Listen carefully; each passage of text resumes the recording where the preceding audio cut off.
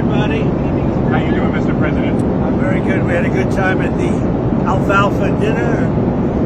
We did well. I hope we did well, but it was very good. Tremendous people. So what's up? Sir, could you give us an update on where your thinking is right now with Iran? If you have made a final decision on what you want to do? I mean, I certainly can't tell you that, but we do have very big, powerful ships heading in that direction, as you know. I can't tell you, but I hope they negotiate something that's acceptable. Saudi Arabia's defense minister reportedly said that if the U.S. backs off the strike, that will only embolden Iran. What's your reaction to that, sir? Some people think that. Some people don't. You could make a negotiated deal that would be satisfactory with no nuclear weapons. They should do that, but I don't know that they will. But they are talking to us. Seriously talking to us. What about it? I did.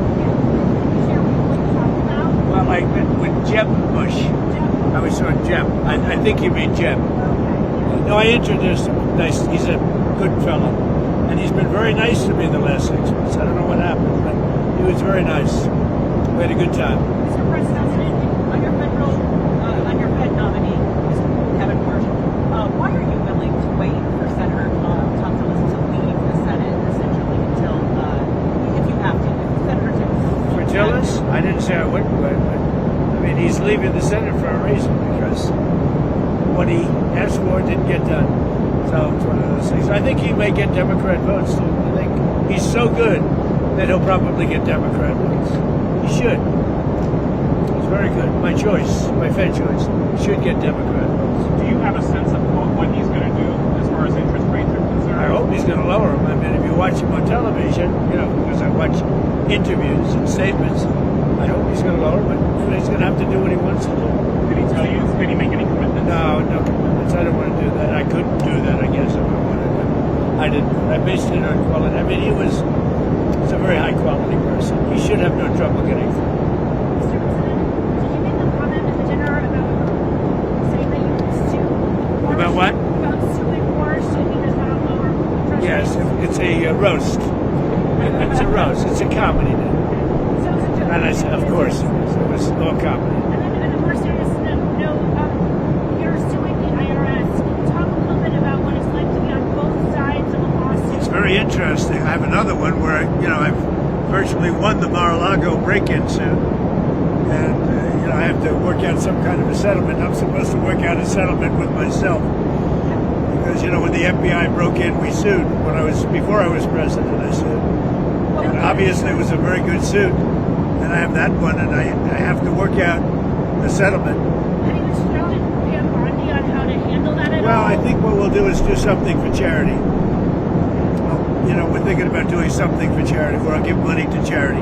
We could make it a substantial amount. Nobody would care because it's going to go to numerous, very good charities. Sir, you guys had the truth today about Minneapolis and how you might not see federal authorities intervene. You asked the What? Secretary not to send in DHS in Democratic states. No, I let them ask us if they want help. They're always complaining. If you go in, they complain. They complain no matter what. We brought crime to the lowest point in the history of our country. 125 years, 1900. Think of it. Year. Think of that. 1900. Can you imagine? We have the lowest crime in the history of our country, despite the fact that our country was riddled with a lot of bad people from the Biden open border. But we've taken a lot of them out. We're at the lowest point in history. We have the least number of murders in the recorded history of our country. That's incredible. But honestly, the crime-ridden cities are all Democrat-run cities. And if they want help, they have to ask for it. Because if we go in, all they do is complain. But if they want help, they can ask for it. And they're going to need help. Los Angeles is an example. We went in, we solved it. The chief law enforcement officer in Los Angeles said they couldn't have done it without the federal government. A week later, he said they didn't need the federal government. So we don't want that. If they want help, they'll ask, but they have to say please. On DHS funding, sir, the Democrats have made 3 demands. They say they want no roving patrols, they want established rules for use of force, and they want masks off. And Well, we'll talk about it. It's not appropriate yet. We have to let a little time go by, but we'll talk about it. But you know, we want. I got elected for law enforcement, with the border, for the economy, things I've done a great job with. I mean, when you have the lowest crime rate in the history of our country, recorded in 125 years, to be exact. So I've fulfilled so much. We'll have to talk about that over the next 3 or 4 days. Mr. President, what did you think of the latest release of Epstein files, and do you think your critics will be satisfied with? Well, they should be, because it looked like this guy Wolf, was a writer, was conspiring with Epstein to do harm to me. And I didn't see it myself, but I was told by some very important people that not only does it absolve me, it's the opposite of what people were hoping, you know, the radical left. That Wolf, who's a third-rate writer, was conspiring with Jeffrey Epstein to hurt me, politically or otherwise. And that came through loud and clear. So we'll probably sue Wolf on that. Did you have any knowledge? And maybe the Epstein estate, I guess. I don't know. But we're going to certainly sue You them. want to sue the Epstein estate? Well, you may, I guess so, because he was conspiring with Wolf to do harm to me politically. That's not a friend. On your plan for Venezuela oil, sir. You okay down there? You okay? I don't want to let it tap up. You said that the profits will be split, with the U.S. and Venezuela both benefiting. What's Venezuela's share of the oil profits going to be?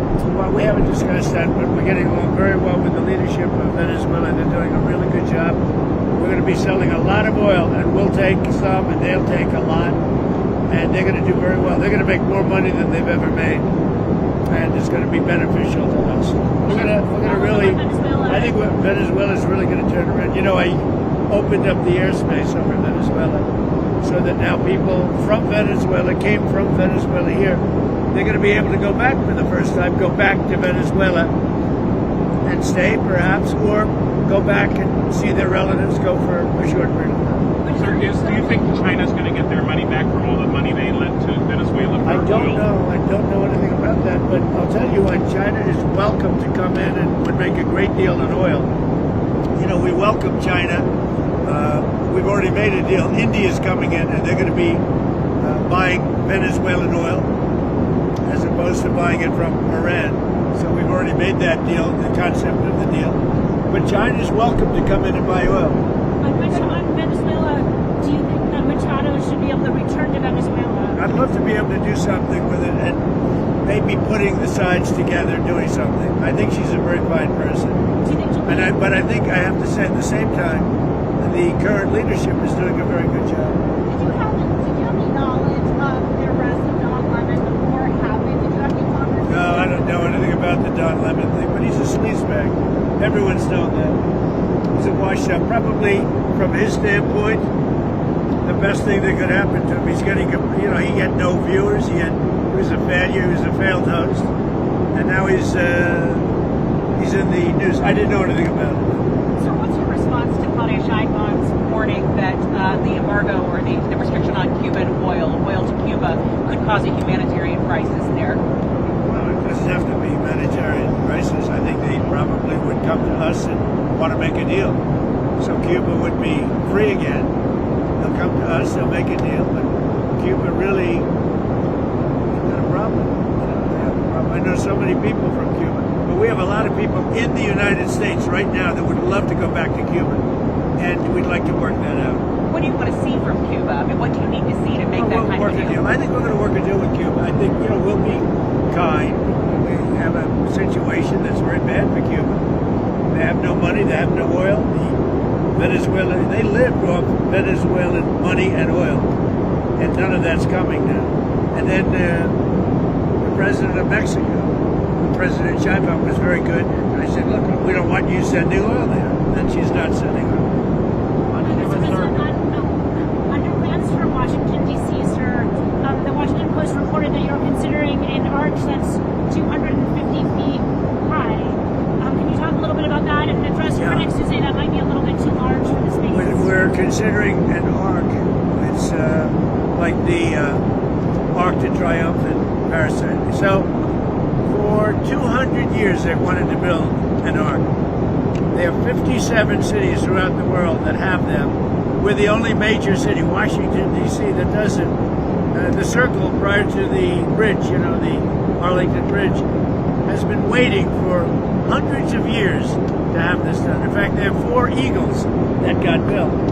But it was interrupted by a thing called the Civil War. And so it never got built. Then they almost built something in 1902, but it never happened. So we have an unbelievable arc that I think will be the most beautiful in the world being built there. It's going to be built there. It's 250 feet. I don't know what the height is. It's just appropriate for the site. We're setting up a committee, and the committee's going to be going over it, but it'll be substantial. I'd like it to be the biggest one of all. We're the biggest, most powerful nation. I'd like it to be the biggest one. And to all of this charity. It's a very exciting job, actually. They've been waiting for many years, just like the ballroom. For 150 years, they've wanted a ballroom. Now we're going to put up the most beautiful ballroom anywhere in the world, as far as I'm concerned. And I could have built a much bigger one. I didn't want to do that. I wanted to be in keeping with. I didn't want it to be taller than the White House, etc. So I wanted it to be in keeping. But it's a really beautiful building, done by some of the best architects in the world. The ballroom. Likewise, the Ark. I think it's going to be great. We're just setting up a committee now for the Ark. Could the money from the lawsuit that you may settle with yourself go towards paying for that arch or for the ballroom? Well, we hadn't thought of it, but we're going to probably, it's sort of a strange position because I have a lawsuit like the break-in of Mar-a-Lago, and I pay myself that somehow will never look good. So what I had, and other people, a lot of outside people said, what a great idea. Because nobody cares how much if it goes to good charities. So you settle by giving charities a lot of money. And I think we're going to do something like that. We're looking to do something like Would that. charity be to pay for the ballroom and for the arch? No, I don't think either of those two. I'm talking about American Cancer Society. A lot of I think they should be probably established charities. On a answer, you had I would say established and respected charities. on a answer, you had threatened those secondary tariffs on countries doing business with Iran. We haven't seen those yet. What are you holding off on? Well, we're going to see. Look, we have a lot of things happening right now with Iran. We have a tremendous fleet going in that direction, and they're talking to us. So a lot of things could happen. And the Canada tariffs, sir, that you talked about, are those coming? Well, that was on the airplanes. Are you talking about the about airplanes? the China deal that they did. Oh, well, if they do a deal with China, yeah, we'll do something very substantial. Because we can look. I have a great relationship with China, President Xi, but we don't want China to take over Canada. And if they make the deal that he's looking to make, China will take over Canada. And the first thing they're going to do, end ice hockey. So speaking of China, sir, there was a military purge in that country a week ago. What do you make of that? Well, as far as you're talking about China? Yeah, As far as I'm concerned, there's one boss in China. That's President Xi. That's the person I'm dealing with. are there any concerns about stability or No, with regard I to think Taiwan? I think President Xi is the boss. I watch it very closely, and he's highly respected in China. He's the boss. Can I come back to Cuba for 1 second? Who exactly are you negotiating with on the island? Who's the government representative there you're speaking with? Where? In Cuba. Who are you speaking with? We're starting to talk to Cuba. Yeah, we're starting. Can you tell us who it Look, is? they need help on a humanitarian basis, and we're starting to talk to Cuba. Don't forget, a lot of people that live in our country are treated very badly by Cuba.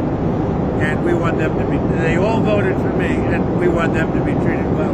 We'd like to be able to have them go back to home to their country, which they haven't seen their family, their country for many, many decades. So we'll work that, I'll be able to work that out, yes. Do you have any update on what's happening with Greenland negotiations? Have you been in contact with Presidents Macron, Starmer, some of those European Are leaders? you talking about on Greenland? Yes. On Greenland? Yeah.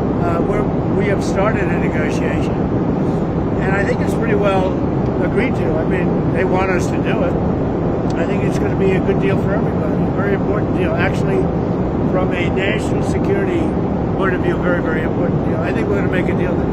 Mr. President, back to your post on ICE protests, what did you mean when you said people will suffer an equal or greater consequence? If they do anything bad to our people, they will have to suffer. I'm sorry. If they start spitting in people's faces, punching our people, punching our soldiers, our patriots. They will get taken care of in at least an equal way. They're not going to do that. Like, you see it, the way they treat our people. And I said, you're allowed, if somebody does that, you can do something back. You're not going to stand there and take it. If somebody spits in your face, that will not be a pleasant thing for the person that spits. We're not letting people spit in our soldiers' face as they stand at attention, and they're not allowed to do anything. If they throw bricks at a car, at one of our vehicles, and are very expensive vehicles, they're going to be met with very, very serious force. Sir, do you think it's good having lots of cameras on these kinds of incidents between law enforcement and the people? I think it would help law enforcement, but I'd have to talk to them. I'm going to be talking to them tomorrow. Actually, I think it would help law enforcement. That works both ways. But I think overall, it's 80% in favor of law enforcement. Who are you talking to tomorrow on law enforcement? A lot of people. Well, I'm speaking to Christy, I'm speaking to Tom Logan, a lot of people. We have it in good shape. And, Minnesota crime is way down because of what we've done. We've taken out thousands of criminals. What we want in Minnesota, we want them to open their jails and give us their criminals, and we're gone. That's all we want. And they're going to have to do it. How are you feeling about Secretary Noakes handling the matters in the last Well, week? she's did great. We have a closed border. We've taken out thousands and thousands of killers and murderers and everything else, removed them from our country by the tens of thousands, and we have the crime rate that's the lowest in history. I didn't do the crime rate stats. It just came out yesterday that we have the lowest crime rate in the history of our country. So how's she doing? I think she's doing well, and she's a good person. She works hard. Tom Homan is a star. He's incredible. The guy's incredible. He's got an unbelievable, he's tough, and yet everybody likes him, both sides. So he's been great. But he said to me just tonight, he said, look, they've got to open up their prisons and give us their criminals and their murderers and their drug lords, and we'll take care of them. And that's why crime is down in Minnesota, not because of anything they did, it's because of what we did. Same thing in Chicago. We have crime down in Chicago, and most people don't even know we're there, but we're there doing a good job. We have crime down all over the nation. Thank you very much, everybody. Thank you, sir. That's a very dangerous shot he's got there. It's 10 quarters. That's the worst. That's got to be the worst shot on the. I don't know. It's That's all right. Have a good time. Thank you, sir. Thank you, sir.